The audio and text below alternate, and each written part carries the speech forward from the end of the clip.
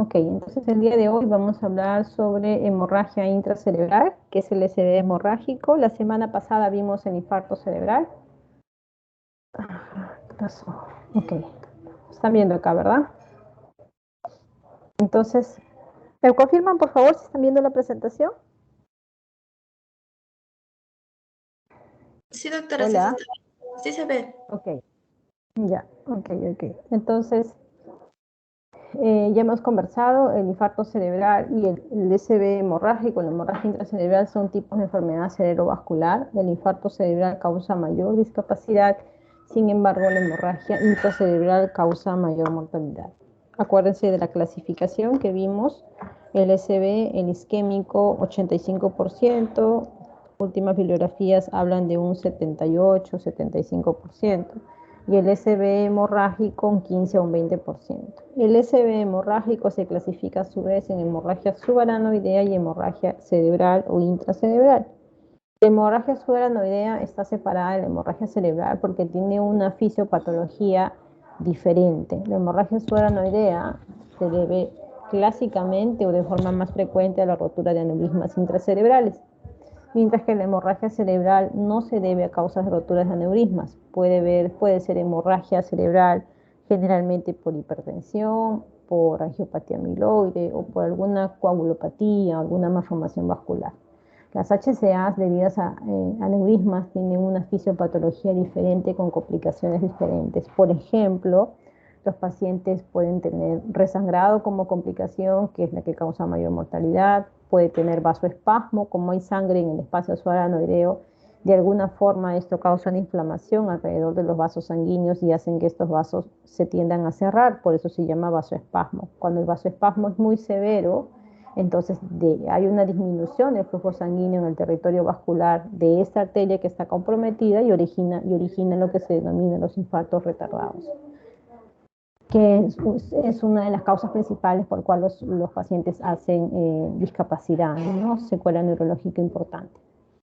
También pueden haber complicaciones como producto de la hemorragia subaranoidea, puede haber hidrocefalia, como hay líquido, hay sangre en el líquido cefalorraquídeo, pues esto altera la absorción del líquido cefalorraquídeo y los pacientes pueden tener hidrocefalia. Y la última complicación, porque son 5, es el síndrome del cerebro perdedor de sal. Los pacientes hacen hiponatremia por el compromiso neurológico.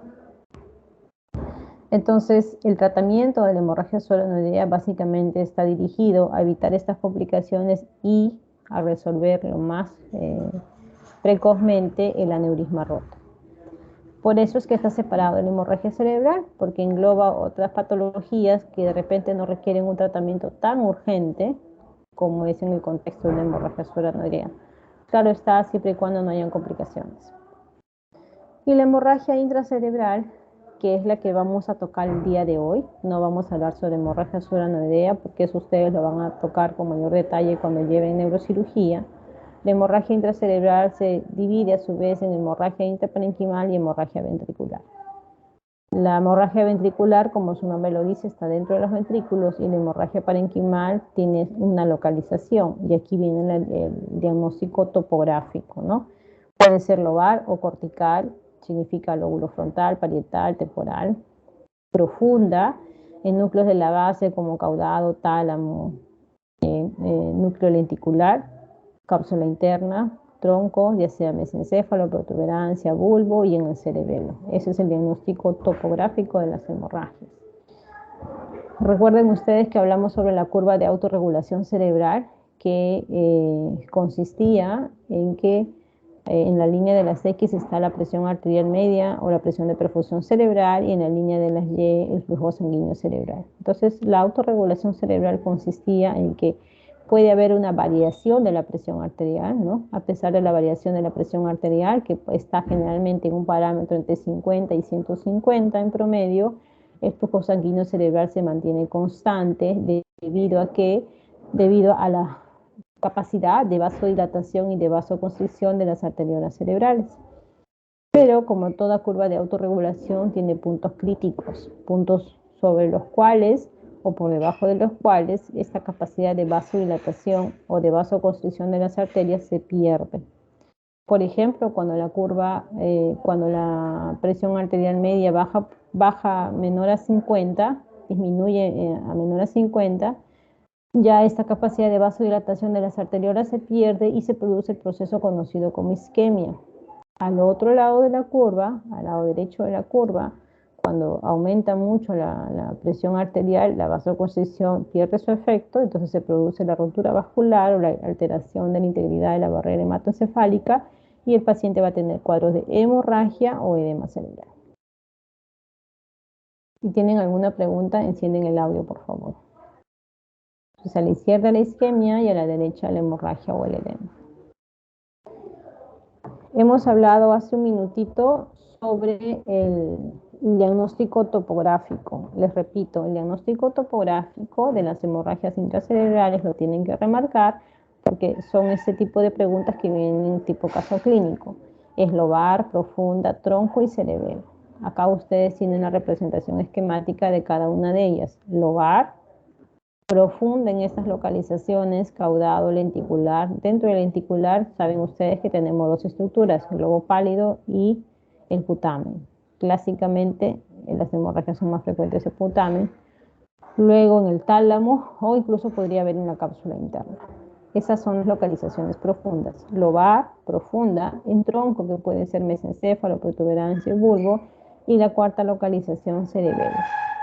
¿Por qué se pueden dar hemorragias en estas zonas? Ustedes la tienen ahí remarcadas. Vamos a hablar primero de las zonas profundas. Protuberancia y el cerebelo. Vean ustedes, esta es una representación esquemática de la irrigación sanguínea a nivel de la protuberancia. Entonces la protuberancia tiene sus arterias principales, que son las arterias paramedianas pontinas, las perforantes, circunferenciales cortas, circunferenciales largas. Estos tres tipos de arterias que irrigan la protuberancia tienen esta forma delgadita, por eso que se conoce como arterias perforantes, porque son arterias pequeñas que ingresan a irrigar toda la estructura de la protuberancia. Hay arterias perforantes. ¿Alguna pregunta? ¿Alguna pregunta, jóvenes? ¿Por ahí alguien encendió el audio? Por alguna forma hay 10 alumnos en la reunión y eso significa que ustedes deben haber invitado a uno de sus compañeros cuando yo les he dado la indicación clara. Entonces, siendo así, esta clase se va a dar por dictada, pero no voy a considerar la asistencia. Vamos a continuar. Las arterias perforantes que están ubicadas en la protuberancia, no solamente hay arterias perforantes en protuberancia, hay arterias perforantes en la zona profunda del cerebro propiamente dicho, como es caudado, lenticular, tálamo. También hay arterias perforantes en la zona del cerebelo. Tienen esta disposición, que son arterias pequeñas que entran a las estructuras, por eso se conoce como arterias perforantes, arterias pequeñitas profundas. Sucede que cuando hay cambios en la pared vascular, como son los cambios de hipertensión crónica que origina la lipohialinosis, empiezan a formarse estos pequeños microaneurismas, producto de los cambios crónicos por hipertensión arterial, que es la causa más frecuente de la lipohialinosis, ¿ya? Y estos pequeños microaneurismas, que son conocidos como los microaneurismas de Charcot-Bouchard, tienden a crecer en el curso del tiempo hasta que llega a un tamaño considerable, donde ante un incremento brusco de la presión arterial, estos microaneurismas se rompen y originan los cuadros de hemorragia.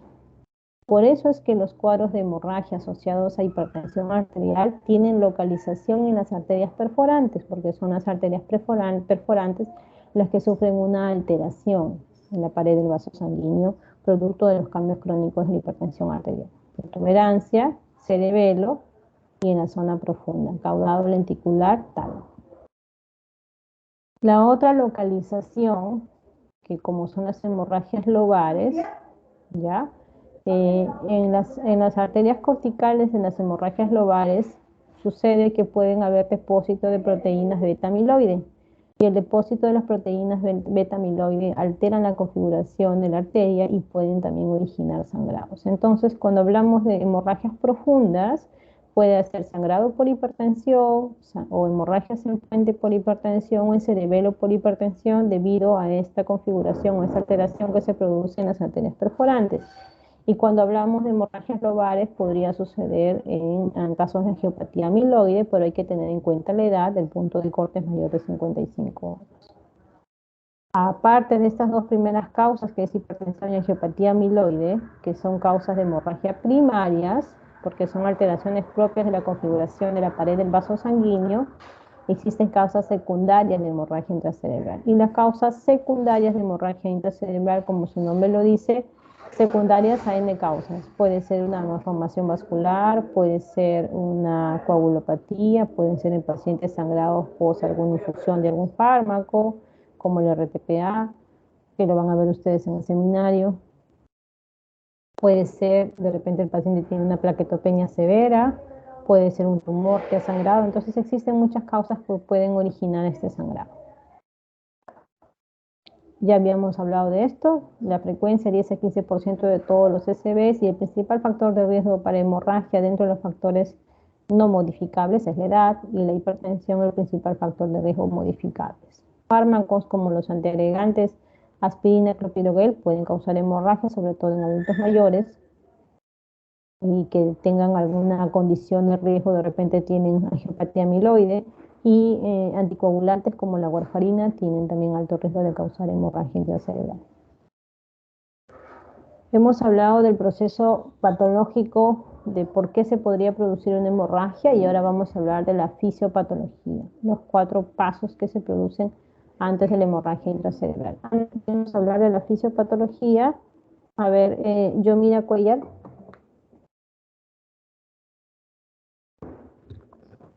¿Está la alumna Yomira Cuellar? Sí, doctora, buenos días. ¿A qué hora ingresaste a la reunión, a la clase? Doctora, desde las 8:10 he estado tratando de ingresar y no podía. Sí, pues, porque la clase empieza a las 8. Yo he ingresado después, pero todos ustedes deben estar antes. Yomira, Sí, doctora, ¿en qué lo que consiste la pasa es que, fisiopatología de la hemorragia? Por favor, no sé si, creo que hay una interferencia de audio. ¿En qué consiste la fisiopatología de la hemorragia?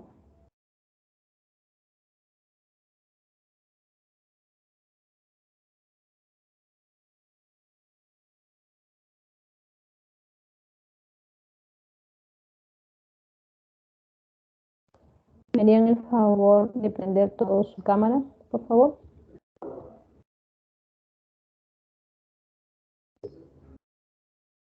Enciendan su cámara.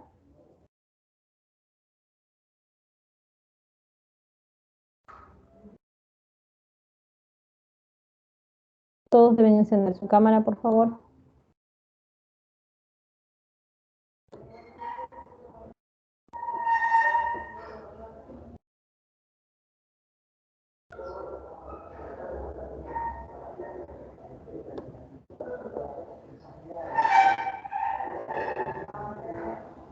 Solo tengo 7 alumnos en la cámara, pero según la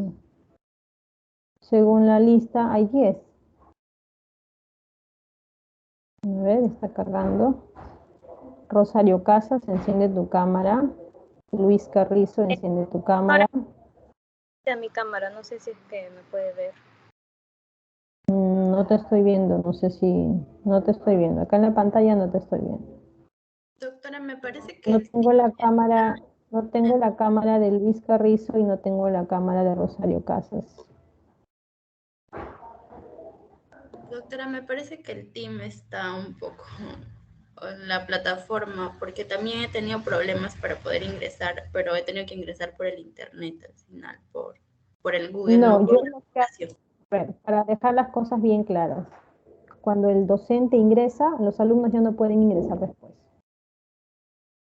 Y yo he bloqueado la reunión porque la clase es a las 8 de la mañana. Y ustedes, utilizando seguramente de alguna otra forma, han ingresado a la reunión cuando yo ya no se los he permitido. Entonces hay que respetar las indicaciones. Por X motivos yo me puedo demorar. Hoy día estoy de guardia en el hospital. He intentado llegar temprano y me he podido recién conectar 8 y 10 de la mañana. Pero ustedes están en sus casas supuestamente dedicados al curso de neurología. Así que ustedes deben estar conectados de las 8 de la mañana.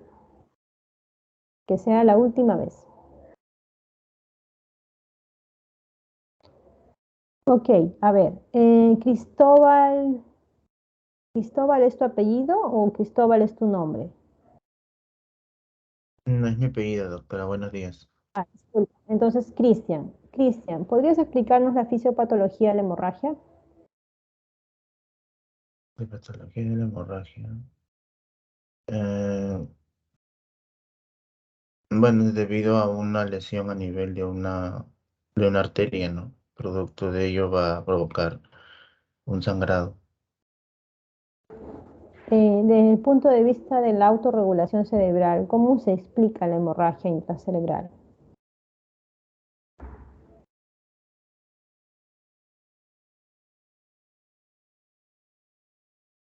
No, no sabría decirle, doctora. Ok, Jocelyn Chinchay. Jocelyn, ¿qué dices?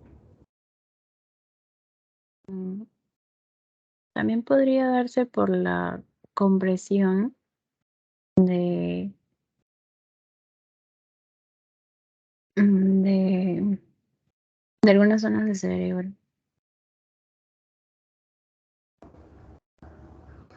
A ver, los alumnos que han estado presentes desde el inicio de la exposición, que no son más de 4, hemos hablado sobre la autorregulación cerebral. ¿Cómo se explica desde el punto de vista de la autorregulación los cuadros de hemorragia o de edema?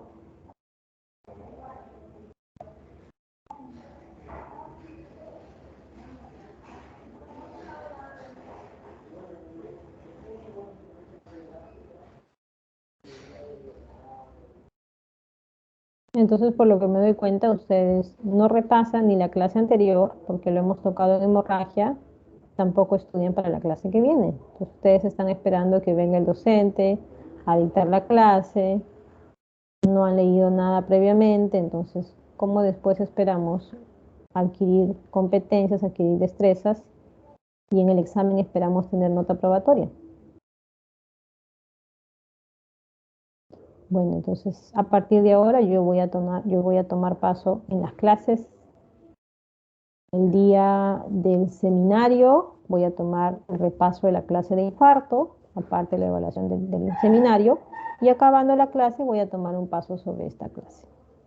Porque no veo otra forma, como no los puedo tener presentes, no veo otra forma como ustedes puedan estudiar. Encima que llegan tarde, no estudian. Y así no vamos a avanzar, jóvenes. Así no vamos a avanzar. Muy bien, vamos a regresar entonces a la exposición. Antes de regresar a la fisiopatología, esto no se pueden olvidar. Cuando la curva de autorregulación va más o menos entre 50 y 150 de variación de presión arterial media o presión de perfusión cerebral. Los puntos de corte pueden variar un poco, pero más o menos ese es el rango. ¿En qué consiste la autorregulación? La presión arterial media o la presión de perfusión cerebral puede variar. Varía de forma circadiana. Ustedes saben que hay un ritmo circadiano donde la presión tiene que incrementar en horas de la madrugada y luego casi en horas de la tarde, en horas de la noche. Por eso es que se suele decir que son las horas o estos picos de ritmo circadiano donde puede haber cuadros de enfermedad cerebrovascular. A pesar de que pueda haber esta variación fisiológica de la presión arterial media, el flujo sanguíneo que lleva al cerebro se mantiene constante. Pero todo punto de corte o toda curva de autorregulación, perdón, tiene límites críticos. Cuando la presión arterial media o la presión de perfusión cerebral cae por debajo de 50, se pierde esta capacidad de vasodilatación de los arteriolas cerebrales y disminuye el flujo sanguíneo cerebral. ¿Y qué produce cuando hay un flujo disminuido de la sangre que llega al cerebro? La isquemia. Por el otro lado, si la presión arterial media o la presión de perfusión cerebral pasa por encima, en este caso dice que el ejemplo 125, pero en algunas literaturas se considera hasta 150, excede la presión arterial media este valor, entonces ya la vasoconstricción se pierde y hay una alteración de la barrera hematoencefálica, la pared del vaso sanguíneo, y se produce la hemorragia o el edema. Si ustedes no enfocan estas alteraciones patológicas en relación a la curva de autorregulación, pues no van a tener los conceptos más claros. Y aquí se refiere a la fisiopatología desde el punto de vista de que se produce la rotura vascular. Lo que hemos descrito son los pasos previos. El proceso patológico de la hemorragia intracerebral tiene 4 fases. La primera fase es la rotura del vaso sanguíneo, la segunda es el origen del hematoma y la tercera es la progresión o crecimiento del hematoma. Estas 3 primeras fases se producen dentro de las 6 horas. La rotura vascular dura pocos segundos.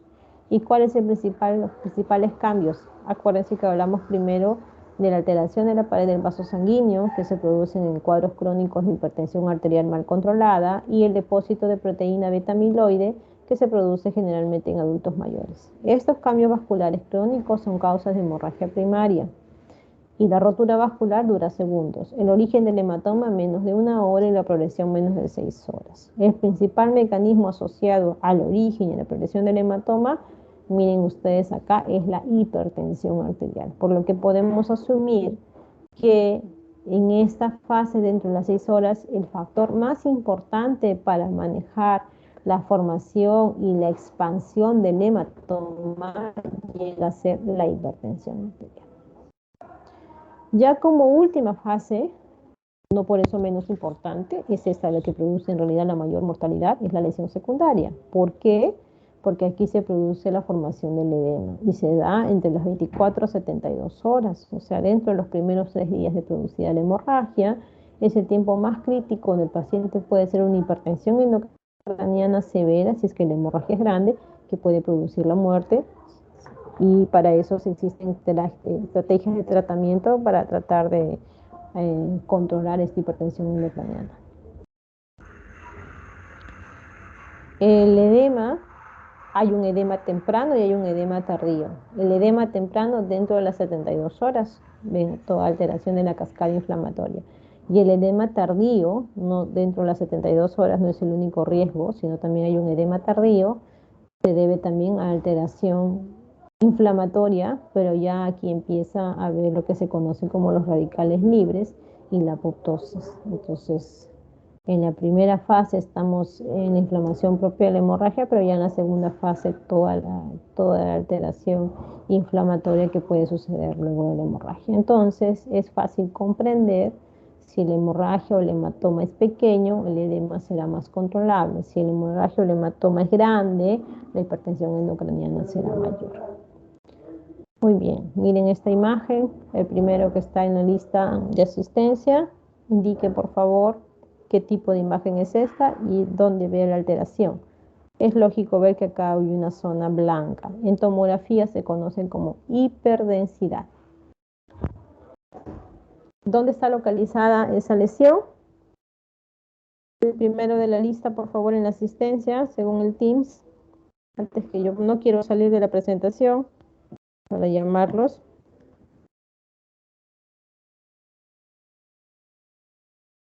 A nivel del... ¿Qué tipo de imagen es? Es una tomografía simple sin contraste. ¿Dónde está localizada esa lesión?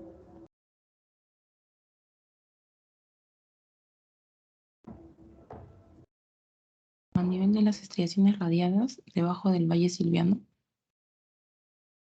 No. No.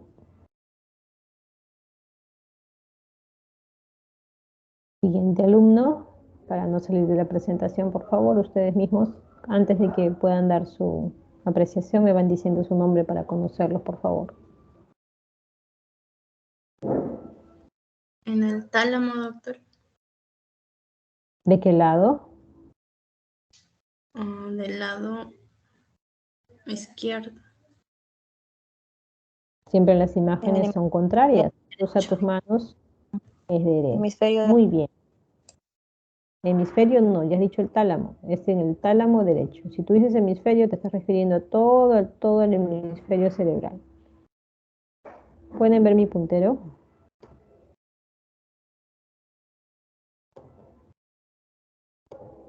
Pueden ver el puntero ahí, ¿verdad? Sí, doctora, sí se ve. Ok, entonces, reconociendo las estructuras profundas, lo vimos esquemáticamente acá. Caudado, tálamo, núcleo lenticular, que está conformado por el putamen, el globo pálido, perdón, y putamen. Si hacemos la transposición a las imágenes que vemos acá, esto es el caudado, esto es el tálamo y esto es el núcleo lenticular, el putamen más exterior. Entonces, esta hemorragia está sobre todo en el tálamo. Compromete un poquito de cápsula interna. Podrían decir que es una hemorragia tálamo capsular del lado derecho, o podrían decir que es una hemorragia talámica, como mencionó su compañera. ¿Cuál es su nombre? Soy Foli Córdoba, doctora. Ok, muy bien. Y de acuerdo a esta localización, ¿cuál crees que podría ser la etiología en esa zona? Tú Doctora, mismo no si puedes o alguien de tus compañeros. me escuché En entrecortado. esa localización, sí, debe ser en internet. En esa localización de hemorragia talámica que acabas de mencionar, ¿cuál crees que podría ser la etiología más probable, la causa más probable?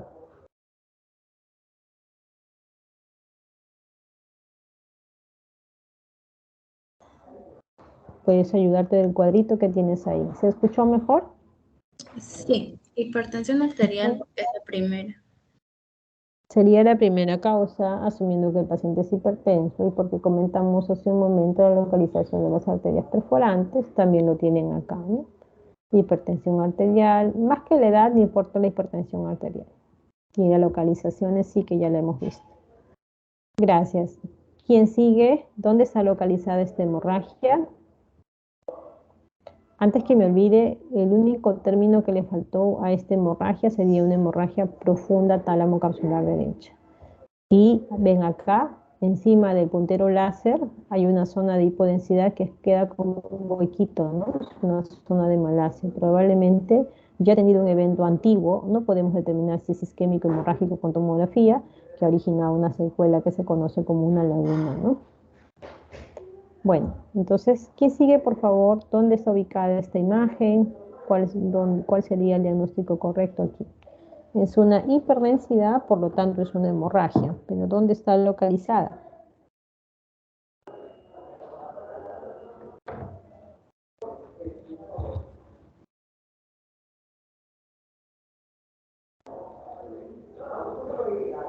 El que continúa, por favor.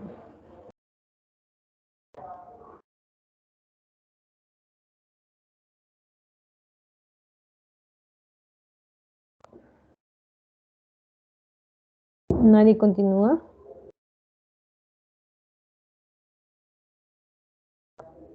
A ver.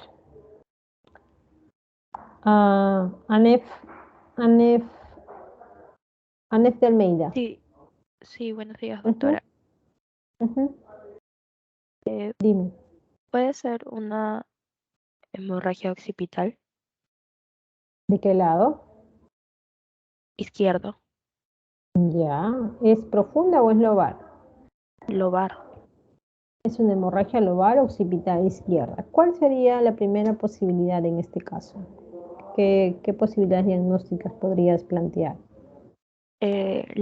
Una malformación vascular, un aneurisma. Los aneurismas clásicamente causan hemorragias subaranoideas. Esto no es una hemorragia subaranoidea, es una hemorragia lobar occipital izquierda. Entonces Sí, no doctora. es un HCA, no es el compromiso habitual de una hemorragia subaranoidea.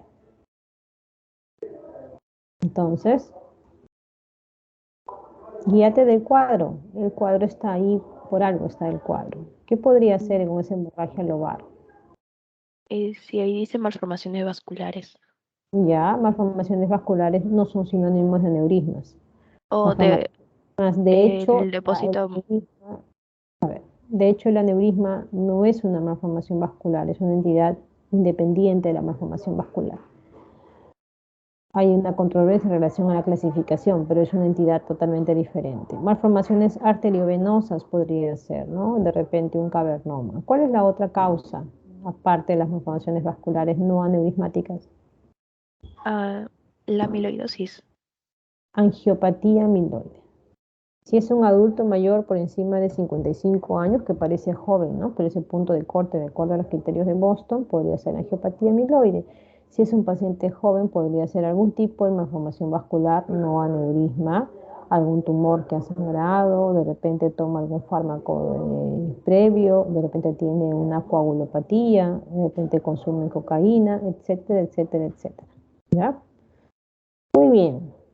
¿Cómo diagnosticamos la hemorragia intracerebral? Lo diagnosticamos con una tomografía simple sin contraste. Este es el gold estándar porque la tomografía tiene una alta sensibilidad para detectar los cuadros de hemorragia. Rápidamente la tomografía muestra la hiperdensidad. En este caso, esta hemorragia está más lateral, no está en el tálamo, está en la zona lateral, entonces esta es una hemorragia lenticular. ¿Ya? El objetivo de la tomografía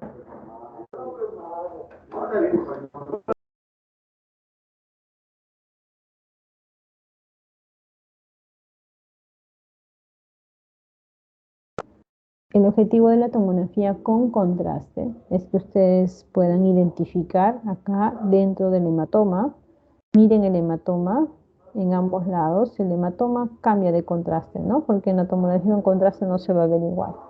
Pero tienen que ustedes ver algo dentro del hematoma, miren la flecha que apunta a una zona de hiperdensidad, una zona de hiperdensidad.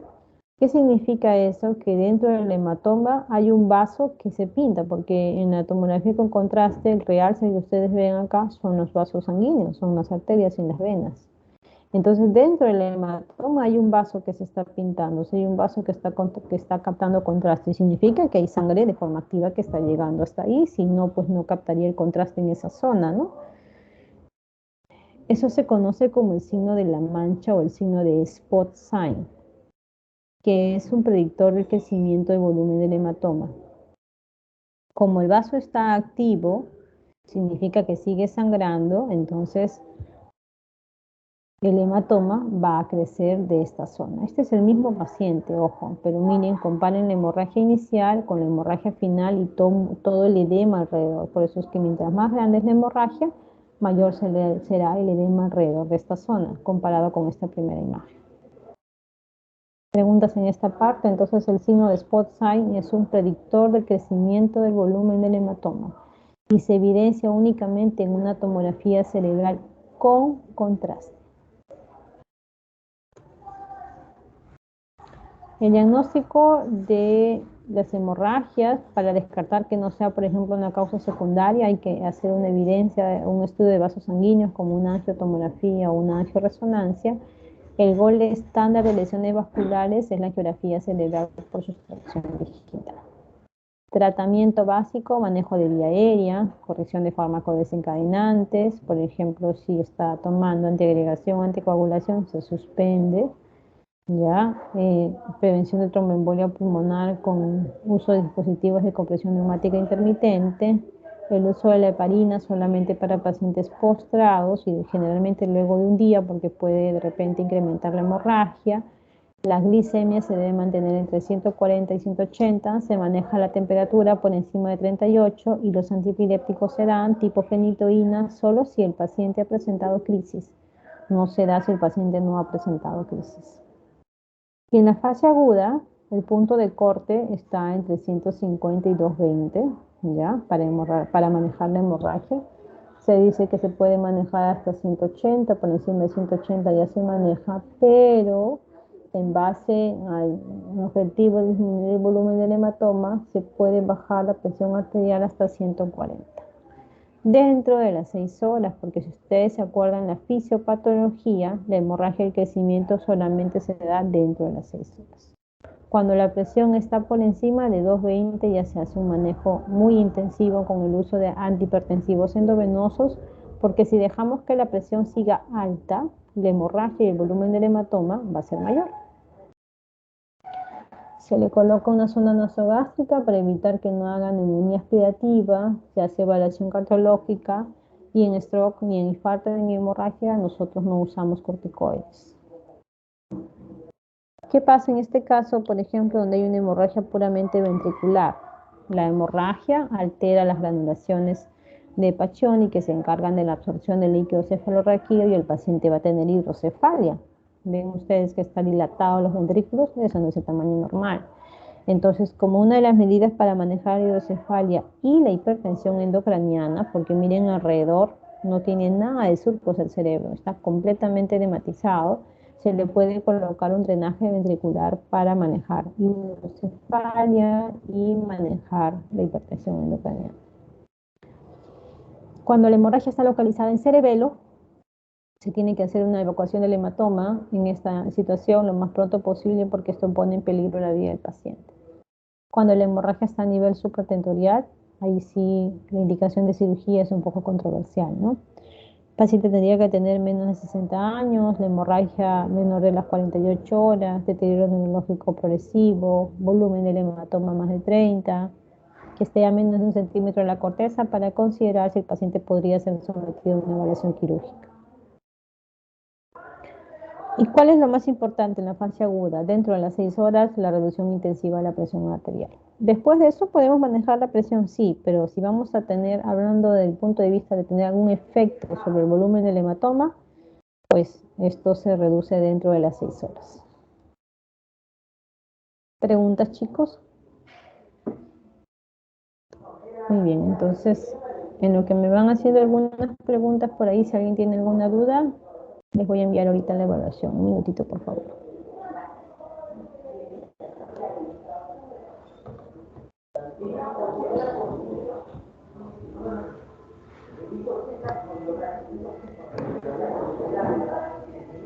Prendan, por favor, su cámara.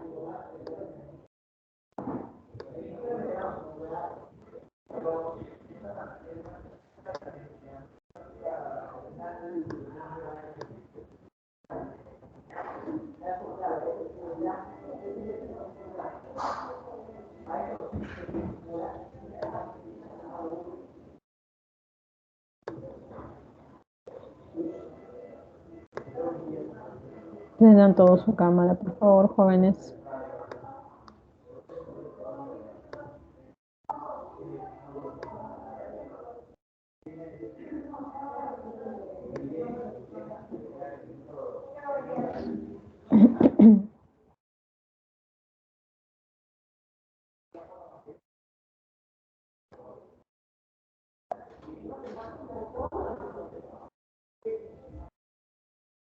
Solo tengo a 8 alumnos con las cámaras conectadas. ¿Y los otros 2 qué pasó?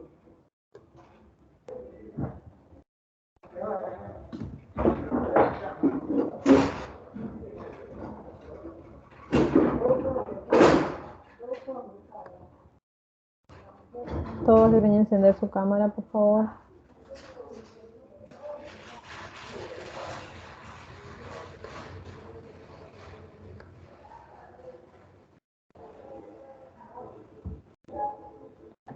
¿Quiénes de ustedes tienen práctica ahorita, aparte de mi grupo?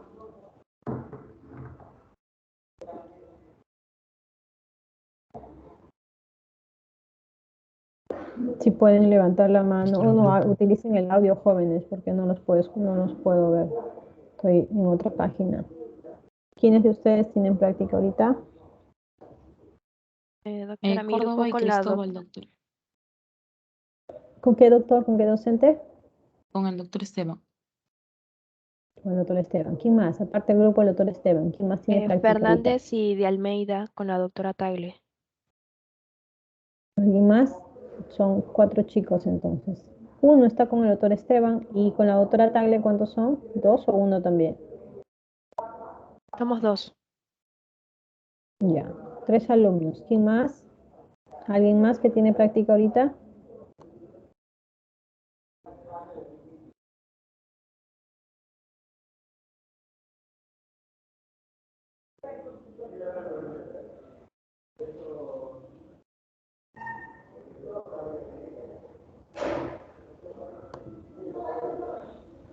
A ver.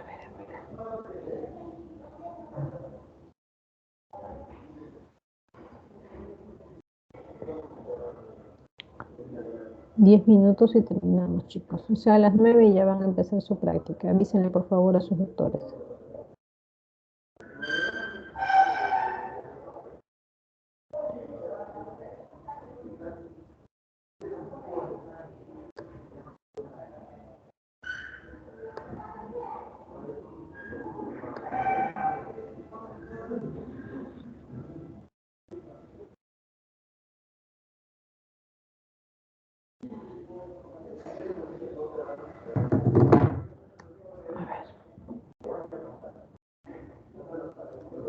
Son 10 Doctora, chicos, ¿no es no he cierto? tenido ninguna evaluación.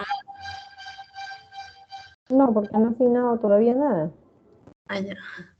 Sino que están preocupadas las chicas. Voy a enviar 10 preguntas por el chat porque no está cargando forms. La primera es para el primero de la lista, ¿está bien? Segunda es para el segundo de la lista y así, son 10. Nadie me debe repetir la pregunta doble. La respuesta me la envían a mi correo. Más fácil, si no, nos vamos a demorar. La primera pregunta ya salió en el chat, el primero ya lo tiene. El segundo...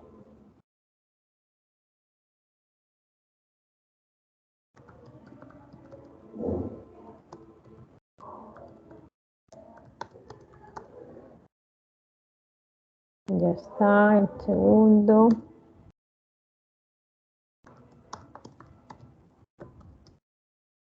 Doctora, ¿eso se va a hacer en el orden que está en el team? Sí, Ya. son 10 preguntas. Las contestan ahorita y me lo envían ahorita a mi correo. Lo que no reciba antes de las 9, les pongo 0 en el paso. Así que los primeros 3 alumnos ya pueden ir escribiendo su pregunta, ya pueden ir contestando. En un Word, ¿verdad, doctora? En un Word, en el mismo correo, donde ustedes deseen. Es una respuesta corta, no es nada del otro mundo. Se supone que ustedes han estado atentos a la clase, entonces no estoy preguntando nada de lo que no haya tocado yo en la clase. Doctora, disculpe, en el Teams cada persona sale primero en el orden. Ok, Sería el orden entonces que en usted relación está. número alfabético, no, número alfabético de la lista oficial de ustedes de este grupo. La delegada lo tiene, ¿no es cierto? Entonces, ahorita de una vez mandan el orden alfabético de este grupo y de acuerdo a ese orden los 10. ¿Está bien? Gracias, doctor. Mejor, para no confundirnos. Está bien, Luis. Sí, doctora, pero ahorita lo voy a ver recién. Me daría 2 minutos.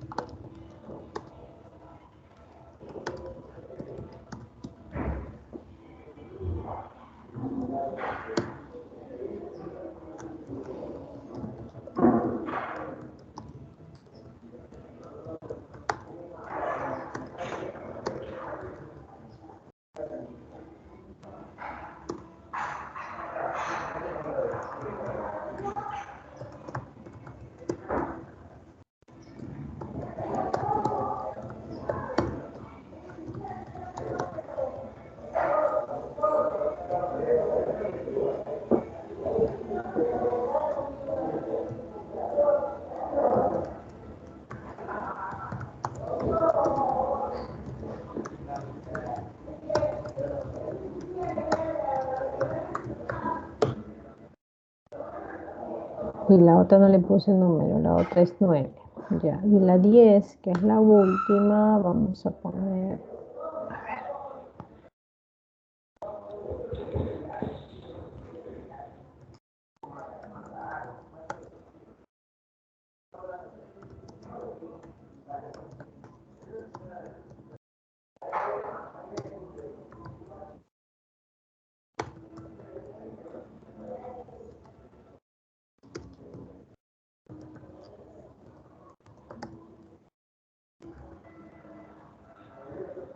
Ok. A ver, si la delegada va a demorar mucho, no hay problema. Por favor, atentos. Anef Joana, pregunta número 1. Chinchay Jocelyn, 2. Ya, Cristian ya, Cristóbal, ya tienen la lista, doctora. Ya están ¿ya respondiendo. todos tienen la lista? Ok, perfecto. Entonces, si ya todos tienen la lista, guíense del chat. Ahí están las 10 preguntas. Envíenlo en mi correo antes de las 9 de la mañana.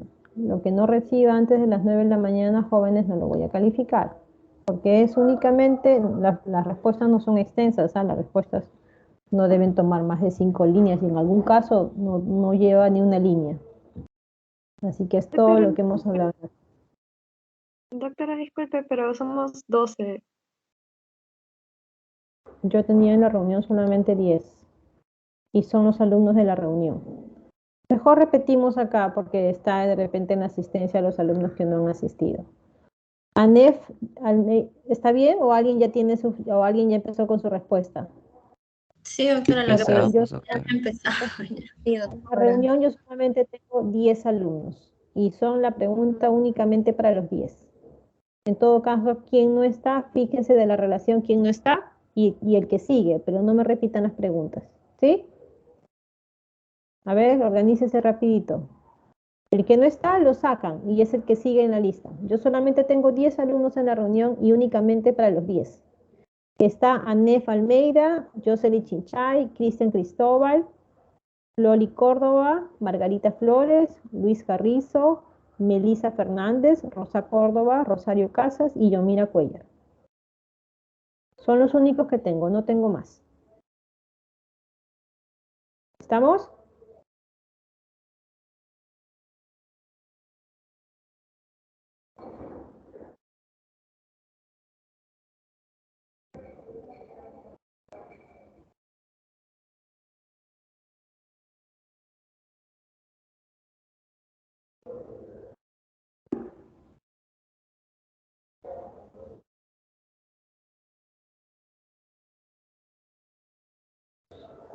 Muy bien, entonces 2 minutitos más, son 9 y 2 porque ya tienen que irse a su práctica. Si ya terminaron, jóvenes, pueden ir a la práctica, los alumnos que tienen su práctica programada.